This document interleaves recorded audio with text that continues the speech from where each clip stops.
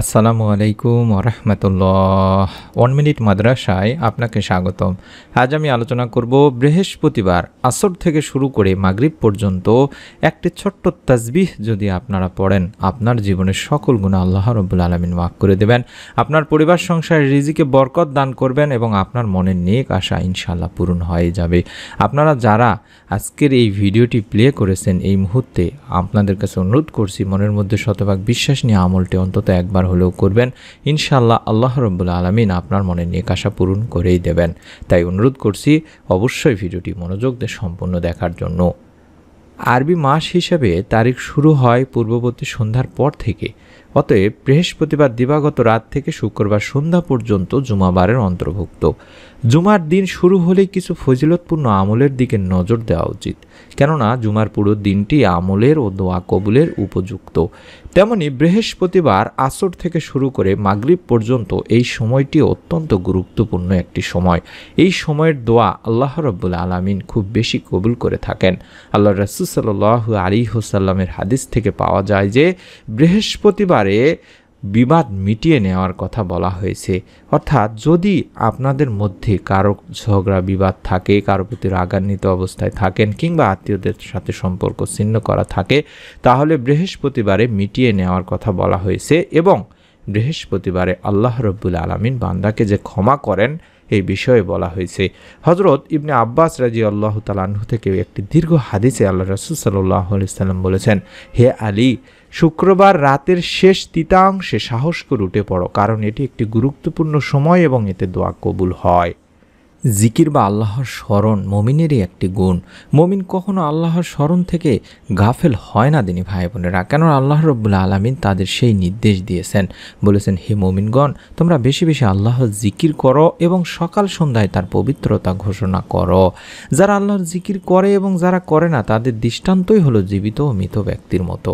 কিছু তাসবিহ ও কালেমার জিকিরের অফুরন্ত ফজিলত হাদিসে আছে। সুবহানাল্লাহ, বর্ণিত হয়েছে যে ব্যক্তি 100 বার করে এই জিকিরগুলো করবে, যেমন সুবহানাল্লাহ, আলহামদুলিল্লাহ, আল্লাহু আকবার, লা ইলাহা ইল্লাল্লাহ পড়বে, সেদিন তার চেয়ে বেশি সওয়াব নিয়ে কেউ আল্লাহর দরবারে পাঠাতে পারবে না বা আল্লাহর দরবারে কেউ যেতে পারবে না, ওই ব্যক্তি ছাড়া যে তার মতো এই জিকিরগুলো করেছে বা তার চেয়ে বেশি করেছে।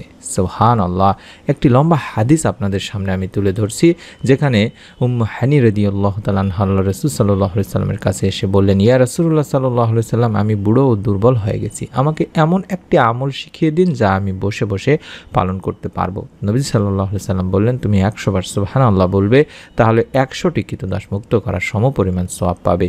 100 বার আলহামদুলিল্লাহ বলবে, তাহলে আল্লাহর রাস্তায় যুদ্ধের জন্য 100টি সাজানো ঘোড়ার মুজাহিদ পাঠানো সমপরিমাণ সওয়াব তুমি পাবে। 100 বার আল্লাহু আকবার বলবে, তাহলে 100টি মকবুল উট কুরবানির সমপরিমাণ সওয়াব পাবে। তুমি 100 বার লা ইলাহা ইল্লাল্লাহ বলবে, তাহলে তোমার সওয়াবে আসমান ও জমিন পূর্ণ হয়ে যাবে এবং তোমার কোনো পাপই বাকি থাকবে না। সুবহানাল্লাহ, সুবহানাল্লাহ। যে ব্যক্তি তোমার এই জিকিরগুলো সমপরিমাণ জিকির করবে, সে ছাড়া কেউ সেই দিন তোমার চেয়ে বেশি বা উত্তম আমল আল্লাহর দরবারে পাঠাতে পারবে না। হাদিসটি বিভিন্ন সনদে বর্ণিত হয়েছে দিনী ভাই বোনেরা, এবং সনদগুলি হাসান বা গ্রহণযোগ্য। আমি সবগুলি সনদি দেওয়ার চেষ্টা করছি, আপনারা অবশ্যই মিলাই নেওয়ার চেষ্টা করবেন।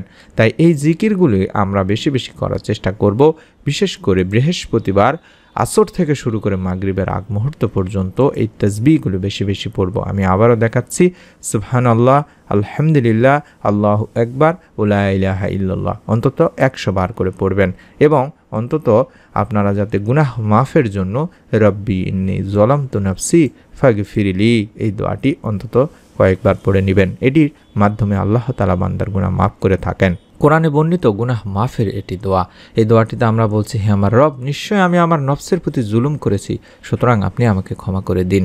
এবং মনের নেক আশা পূরণের জন্য ইসমে আজমের এই দোয়াটি অন্তত কয়েকবার পড়ে নেবেন, কম করে হলো 3 বার করে তো পড়বেনই। আল্লাহুম্মা ইন্নী আসআলুকা বিআন্না লাকাল হামদু লা ইলাহা ইল্লা আনতাল মান্নান বাদিউস সামাওয়াতি ওয়াল আরদ ইয়া জাল জালালি ওয়াল ইকরাম ইয়া হাইয়্যু ইয়া কাইয়্যুম।